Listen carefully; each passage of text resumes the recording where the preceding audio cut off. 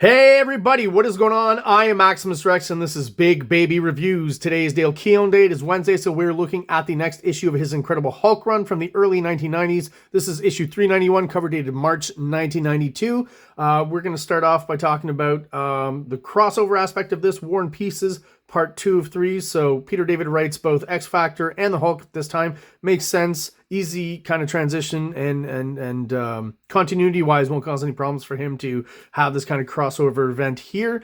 And that's why we get all these characters figuring on the cover with the Hulk. So the new X Factor at this point in the early 90s, right? Few things about this cover. Once again, production issues where, you know, it's been framed or cropped improperly here, and really tied in the fact that, you know, you always leave kind of an imaginary border kind of negative space around wording and stuff, especially on the top and bottoms and sides of comic books. And even the artist himself, I'm pretty sure if you looked at the original art of this, you would have negative space around and probably this foot finished off as well here. So I don't know exactly what happened back in the day. I think I mentioned it where it seems like the production on, just because this is different paper, maybe it was on an old machine or done the older way, and Marvel moved on to this, you know, what I prefer, you know, production wise, as this thicker newsprint that the color I find just sits really well on. Kind of my favorite production level for comics, even though it's from the early 90s. Like, you know, this is just my favorite. Tactile, the colors, everything just really works for me. But for some reason on the Incredible Hulk, the covers were still being cropped crappily. And art-wise, Dale KEOWN, I'm pretty sure, is inking himself. I could be wrong, but I'm pretty sure it's him. The way the hatching is, just slightly grittier and stuff. And it just seems like it's just slightly off and a bit blurry, where it gives the art kind of a grit, I guess. And that's the production side of things, right? Because when Dale KEOWN does that first Pitt kind of story in Youngblood number 3 or 4, I'm not quite sure which one it is. We'll be reviewing it when I get there. There's that grit as well because it's on newsprint, and then as soon as Pitt kind of moves over, and that first issue of Pitt as well, and then as soon as pretty sure it's with issue 2 or 3 that Pitt moves over to the glossy image paper, then you really get the sharp lines and really get to see how great of an artist Dale KEOWN is. Not that he's not great here and that the grit isn't interesting, but his art does clean up a little bit once it gets printed on that glossy paper. But I like both. There's advantages to both, right? I feel like the glossy paper really gives us probably what the artist intends and the sharpness of the art. But, you know, old school newsprint gives you that slightly just, you know, blurred out kind of, you know, grit is, for lack of a better term, is what I like to call it. And I feel like we're getting some of that here on the cover, even though the color job itself is very saturated and bold. But obviously the Hulk is green and X Factor, they're all wearing blue and yellow, so that makes sense. Good cover overall. I mean, nothing, you know, that stands out as a classic, but good composition. You know, trying to feature all the characters is hard, so he's really maximized, I gotta say, in a clever way, the negative space here. So the way the Hulk is, he's kind of framing all these bits of negative space that he's used, you know, to great effect, to include the other characters here. So this big bit here, obviously these two here, cleverly, you know, it's the multiple man, so he drew 3 of them, that makes sense. And then Quicksilver over here, right? I mean, composition wise, it is really good. Colorist missed a spot here. I'm being super picky. But that is the cover. Let's move on and look inside, see what this issue is all about. So starting off, I gotta say, once again, look at how clean and crisp, you know, the demarcation of the lines, the color sitting on top just looks great. But you still get that slightly faded kind of look on the black, which is nice. You don't get that pure black. There's just something about that I really like. And this comic has it in spades, production value-wise. And again, at this point, is it the inker? Is it Dale KEOWN? I have no idea, but there's still some screen tones being used here, just really slick on the teeth here to create a bit of shade inside of the mouth. And all throughout this issue, I would say this is the first issue where I feel maybe someone went screen tone crazy, and I'll try to point it out all throughout. But I kind of like it. And Dale KEOWN eventually doesn't start using this, stops using all this stuff when he moves on to Image. So I really appreciate it here. I don't know if this is peak KEOWN, but there's a certain if we're going to really break it down, get nitpicky, this period particularly right before he leaves for Image at Marvel, I think is his best. The early, like this 390 and up, whatever he does is kind of his best Marvel stuff, which makes sense because then he moves on to Image, right? And doesn't really come back till years later, where he does just a lot of promo art and covers for the Hulk, and where his art's gotten even, cleaner and more illustrative and super awesome. Like he's still a great artist. Great splash page. Let's get back to the comic. So yeah, all throughout, I'll point out, I don't see any here, but any kind of interesting use of screen tone. I will say about these 2 pages, what would have been maybe a little bit more of a boring composition before, just the 6 or the 9 panel grid, basic kind of structure for these 2 pages. He moves it around, obviously the big panel, because the Hulk is big, it's you kind of need that for a shot like this. But then, how he cuts it down, still a lot of storytelling going on, still a good panel count per page. But here he kind of 90s it up, I can say that, where the panels are layered here, which is just a simple, clever trick. But that really helps to add extra levels of depth to the art, make it a little bit more interesting, right? And he does have the anchor shot of the Hulk here, slightly angry, I would say, because he's got the intellect now, so he doesn't just smash everything. But in this case, he's angry and he smashes one particular table in the shot here. So yeah, good kind of layout for less interesting storytelling, even though you do get kind of an anger shot of the Hulk. Anger shot, which is also the anchor shot.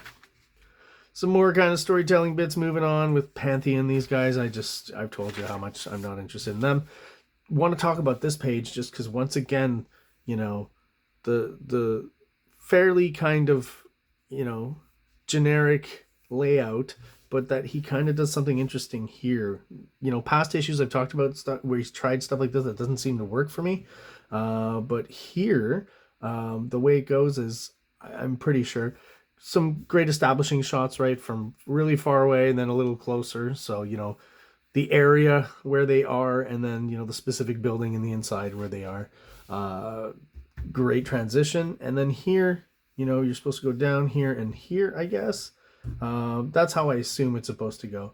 Kind of a weird tangent here that maybe should have been avoided, but not the end of the world. And I really, again, like the interesting choice of panel layout here and where he sits, and he's layered over this panel here, just adding that little extra bit of depth. And with him, because he's big, right, it makes sense to do that with a big character. And again, we're talking about screen tone. I love the screen tone here.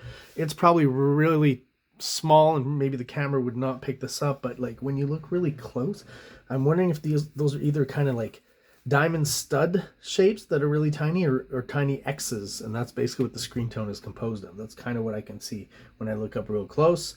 And then even again on this page here, this section here, the shading behind this lady's head, is another interesting dotted screen tone that's kind of has circular patterns. So yeah, this issue is all in for the screen tones. Some more examples here. I think this one's really interesting too, because we've got a negative space panel, right, where we don't have an actual border. You can kind of imagine it. Quicksilver kind of, I guess cleverly, he had him go behind here. I guess that would imply that this whole thing is negative space and these things are layered. So that just adds a bit of depth there as well. Interesting. And again, the screen tone being used for the shadows here, I think looks great in the negative space. And of course, cut off there. Which is maybe why these things are, to me, are kind of like contradictions, right? So if he's there and the floor continues back here, right, which that implies, well, then this shadow should go all the way here and go full bleed. But I mean, overall, it's a pretty cool effect, but this shadow should have continued. I'm nitpicking. Great expressions always, when it's just people talking and stuff. Dale KEOWN, that knows how to, move the camera around, different angles, different expressions. Very adept at all of them. Here he does something clever where, when you're looking at him, the background's open and someone put the colors chose to put a blue there. But when it's these two, or this guy here, so they're all X Factor members, I guess. So that's Havoc. I'm not sure about her though, but that's Quicksilver. Is that? No, she's got green hair, the other lady. She must be, okay, I see. She's kind of, she was their like team leader. I remember that from X Factor. Okay. So basically, yeah, anytime it's members of X Factor, the background's black. Anytime it's this guy, the background's open with that blue color, you know, just a bit of subliminal. And here you're going to get a mix of both, which is interesting, right? Kind of use that in the background. So screen tones, once again, I wanted to mention on this page because there's one great use of them and one not so great, I find. So I like the idea here that you create a shadow under his chin, right? And a bit of a shadow on the shoulder, possibly from this guy's head, right? That makes sense. Looks great here. Then all of a sudden we get this kind of bit where like this shadows, I'm not sure, I guess it's coming from this guy, and it's the same idea that his is projecting shadow here, but I don't find it quite works as well as on, you know, everywhere else the screen tone is being used, and specifically here, right? Because we can directly kind of look at both versions, and this just looks odd to me. But again, that's more nitpicking. Got to point out this background here, and cleverly done, where it's like simple enough to get through it. Probably used his phylactery word bubble template and just kind of drew a bunch of these. Didn't even like, it doesn't make sense here. This would be 2 windows kind of, but because of the negative space, you would do it that way. Graphically, it makes sense, if I could say that, and that's probably why I did it. And this bit here, I love, is just really well done, simple and effective. Probably got through with doing it pretty quickly and then moved on, but he took the time to do it, right? These pylons or whatever you call those. Let me know in the comments. Yeah, anytime I can't find the word and you know what it is, let me know in the comments. This page here, again, some interesting screen tone here. What I wanted to mention, I thought this shot here, the lighting is just, it's just such an odd kind of color to choose, but it really works. I say it's odd, maybe not. It just really works where you get that light effect right on this side, and where they've used a very, very light yellow, really, really light, and then just got this purple here. Purple, reddish, magenta-ish, dark, whatever you want to describe that color as. I am slightly colorblind when it comes to those like purple reds and magentas, and exactly. Slightly. So more screen tone being used here on the face, on the shadow. Not really interested in the story with Rick, I gotta be honest, but I will point out this kind of ladies moment because it shows, again, Dale Keown's artistic range, where in this case he's drawn some younger ladies, and I've mentioned before he's pretty good at the younger ladies and making them look fairly appealing, right? But he's drawing an older lady now, so, you know, he is making her look slightly older, still a, you know, a fairly beautiful woman, I would say. The only issue throughout is here, where, you know, kind of the establishing shot of this lady as she's introduced is like, I think the face is very well drawn. I'm just thinking it's just, she's slightly wall-eyed in that illustration there, where she's not everywhere else. So unless that was a character trait, maybe that should have been fixed by the inker or something. But it kind of stands out to me because it's very well drawn, very pretty lady, you know. But the wall-eyed in that first introduction. Then she looks a little bit different.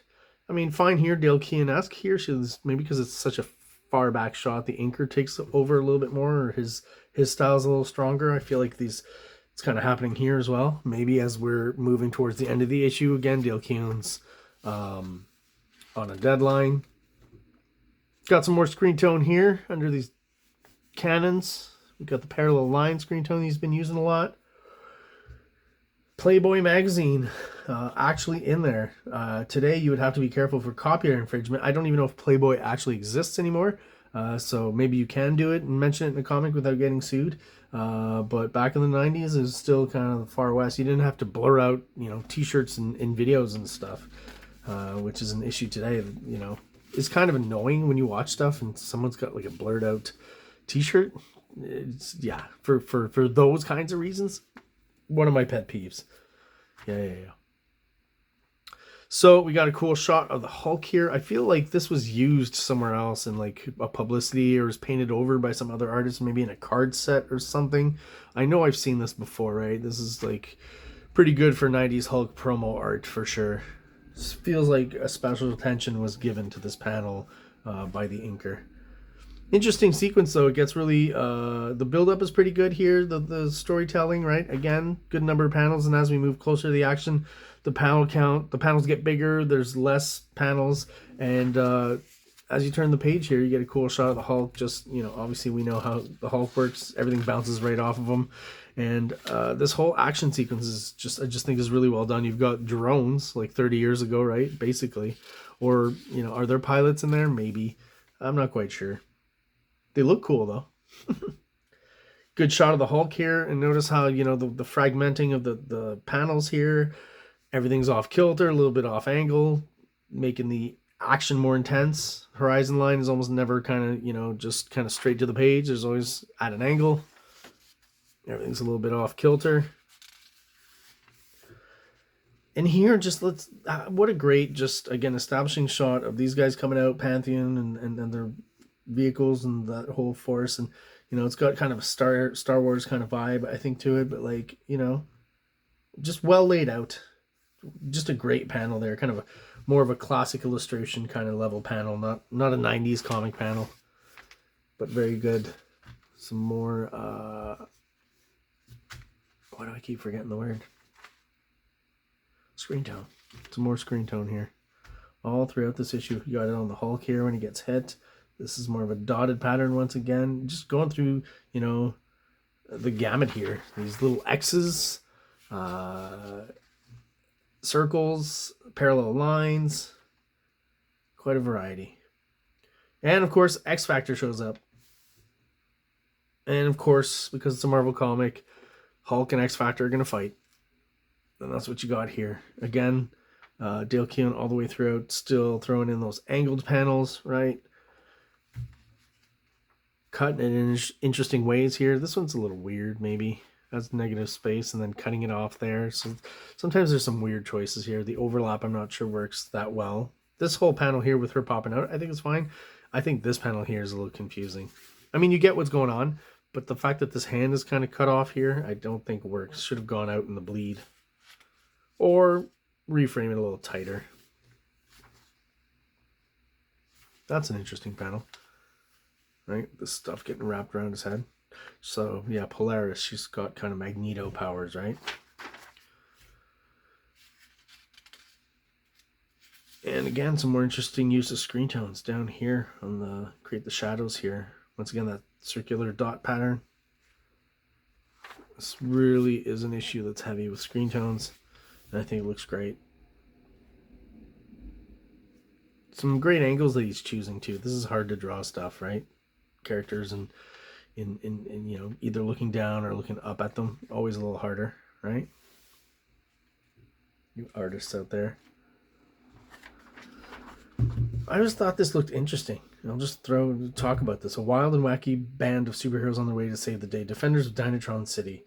So I remember that there were actual comics of this. Like, these kind of... Let me start over here.